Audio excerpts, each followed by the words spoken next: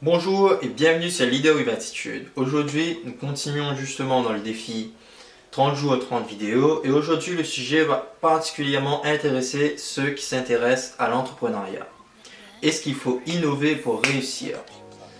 Tout d'abord, qu'est-ce qu'innover? Innover, c'est le fait de créer une nouvelle chose, que ce soit une technologie, un procédé ou une façon de faire, de diriger, de manager. Quelque chose qui est commercialisable, tu vois, tu ramènes quelque chose de nouveau sur le marché. Et justement, le fait d'innover apporte un avantage absolu à celui qui l'a créé. Parce que justement, le fait d'innover, tu vas protéger ta technologie par un brevet ou ce genre de truc. Et il n'y aura que toi qui récoltera justement les profits générés par les ventes de cette innovation.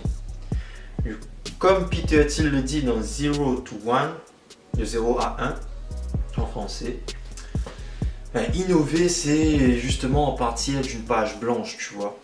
Tu pars d'une page blanche, tu changes la donne dans un domaine, tu innoves et là le fait d'être le premier arrivé sur un marché, tu rafles tout le marché quoi au début, tu as 100% du marché et du coup tu maximises ton profit. Juste pour donner un exemple, Uber, par exemple, Travis Kalanick, c'est une innovation, tu vois, parce que les VTC, véhicules de tourisme avec chauffeur, ils ont coupé l'herbe sous le pied des taxis. Après, il y a un autre exemple aussi, c'est tout simplement Amazon, le plus grand supermarché e-commerce qui te vend tout et n'importe quoi. Tu peux trouver tout, mais vraiment tout, que ce soit l'alimentation, des médicaments, du matériel informatique, des outils. Même si tu as besoin de couches pour bébé, tu peux le trouver sur Amazon. Donc, voilà quoi, innovation encore une fois. Même si je pense pas que les experts le voient sous cet angle, mais bon, bref. C'est quelque chose de nouveau. Et il y a aussi par exemple Airbnb. Sur le marché de l'hôtellerie, c'est quelque chose de nouveau, ils ont cartonné, tu vois. Ils ont tout gagné, quoi. Du coup, le fait d'innover, ça rapporte gros, tu vois. C'est pour ça qu'il y a énormément de gens qui investissent dans des nouveaux concepts, dans tout ce qui dit des nouvelles technologies, tout ça, parce qu'il y a énormément d'argent à se faire. Mais est-ce que c'est la seule façon de gagner?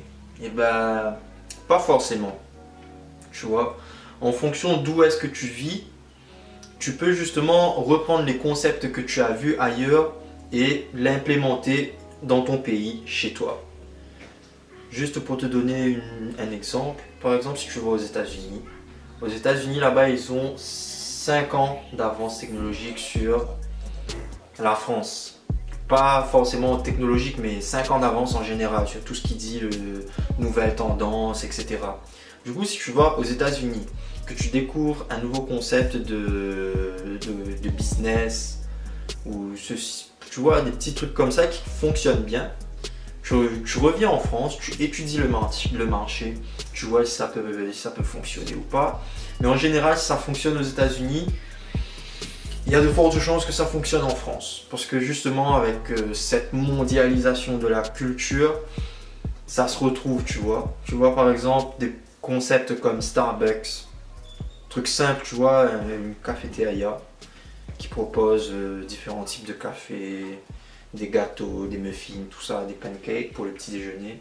Même en France ça a fonctionné alors que ça n'a rien à voir avec le petit déjeuner à la française, tu vois, c'est justement l'effet de mode, la culture mondiale qui fait que ce genre de concept fonctionne à peu près partout dans le monde, tu vois. Après, si tu vis pas en France métropolitaine, mais par exemple dans les DOM, il y a aussi un décalage entre les DOM et la France métropolitaine. Par exemple, à La Réunion, tu vois, tout ce qui dit livraison à domicile pour la restauration, ça se fait pas. Et je pense que s'il y avait une offre, les gens ils se jetteraient dessus, tu vois. Mais c'est juste qu'il n'y a pas grand monde qui propose ça parce que pour eux, justement, c'est dans la culture réunionnaise d'aller se déplacer pour chercher son repas ou quoi que ce soit.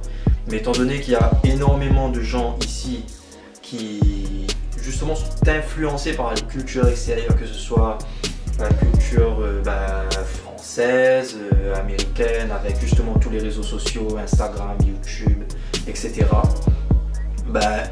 Eux aussi, ils ont envie, au fond d'eux, d'avoir accès à ce genre de service, tu vois. Du coup, juste le fait de, je sais pas, tu décides d'ouvrir une pizzeria à La Réunion, tu proposes la livraison gratuite, tu testes, tu embauches, au pire tu embauches même pas de livreur au début, tu demandes à, je sais pas, un cousin, un tonton ou quelqu'un de ta famille de venir justement t'aider. Tu équipes son scooter comme il faut pour pouvoir faire la livraison et tu proposes la livraison. Tu incites les gens à se faire livrer et ensuite tu vois comment ça se passe, si les gens réagissent bien ou pas. Et honnêtement, je pense qu'il y a énormément de gens qui se laisseraient tenter, hein, parce que des fois, comme partout, tu as envie de manger un truc, mais t'as pas forcément envie de te déplacer. Tout simplement parce que tu as la flemme. Du coup, au final, tu restes chez toi et tu sors pas. Tu restes chez toi, tu sors pas et tu manges pas dehors non plus. Tu manges un truc qui traîne chez toi. Voilà, il y a des petits trucs comme ça à tester, à voir si ça fonctionne. Et voilà, au final, tu n'es pas obligé d'innover, à proprement parler. Même si justement le concept que tu vas ramener chez toi paraîtra innovant pour les gens qui sont dans ton pays, parce que eux ils ne le connaissent pas. Mais en soi, dans un autre pays, c'est quelque chose de tout à fait banal, tu vois. Honnêtement, si tu veux entreprendre, par exemple tu veux entreprendre ou tu es en France, va ailleurs dans d'autres pays où ils sont en avance dans tel ou tel domaine. Par exemple, si tu veux créer une start-up dans tout ce qui dit les technologies de la télécommunication, téléphonie mobile ou internet, etc. Je pense que le mieux ce serait d'aller par exemple en Corée du Sud, parce que là-bas ils sont loin les Coréens. Franchement, dans ce domaine-là ils sont loin. Là-bas ils sont déjà à la 5G. Ici à La Réunion on a à peine la 4G. On te dit que c'est de la 4G, mais je suis sûr que c'est de la 3G+. Donc vu à quel point c'est lent. Donc bon, après si t'es réunionnais, ça sert à rien d'aller là-bas pour faire ce genre de truc. Si t'es réunionnais ou si t'es antillais ou si tu viens d'un autre territoire dom-tom, tu vas en France tout simplement, tu vois ce qui marche, tu vois les nouveaux trucs qui marchent et franchement ça peut fonctionner, hein. Tu vois, par exemple, je sais qu'à La Réunion il y a quelqu'un qui a repris le concept de WeCar, où justement c'est de la location. Pour ceux qui ne savent pas, c'est de la location de voitures entre particuliers. Ici ils ont fait ça avec leur propre site internet et ça a l'air de bien fonctionner, hein. Ici par exemple, justement celui qui arrive à mettre en place cette culture de livraison à domicile pour la bouffe, tout ça, il va gagner gros, hein. Surtout s'il décide de faire un truc un peu style Deliveroo, où il fait appel à des jeunes qui ont leur propre vélo et du coup il se contente de mettre en contact les restaurants et les livreurs, restaurants, clients, livreurs. Du coup voilà, il y a de l'argent à se faire. T'es pas obligé d'arriver avec un concept qui sort de nulle part pour faire de l'argent. Il suffit juste d'adapter un certain concept à ton marché et tu réussiras, tout simplement. Enfin, tout simplement, il faut bosser, quoi. Si tu bosses pas, ça fonctionnera pas, c'est évident. Mais voilà. Innover, c'est bien. Le fait d'innover, ça va t'apporter. Tu peux faire des milliards en innovant, mais tu peux aussi faire beaucoup d'argent en en réadaptant un concept venu d'ailleurs. Sur ce, voilà, la vidéo d'aujourd'hui se termine. J'espère qu'elle t'a plu. Si elle t'a plu, n'hésite pas de mettre un like sur YouTube, de t'abonner à ma chaîne. N'hésite pas à partager la vidéo sur les réseaux sociaux, sur Facebook, Instagram. Instagram, ça risque d'être compliqué, mais Twitter, voilà.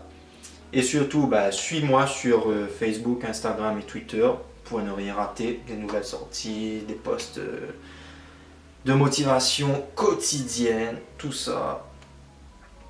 Sur ce, je te laisse ici. On se dit à demain. et surtout, be a leader with attitude.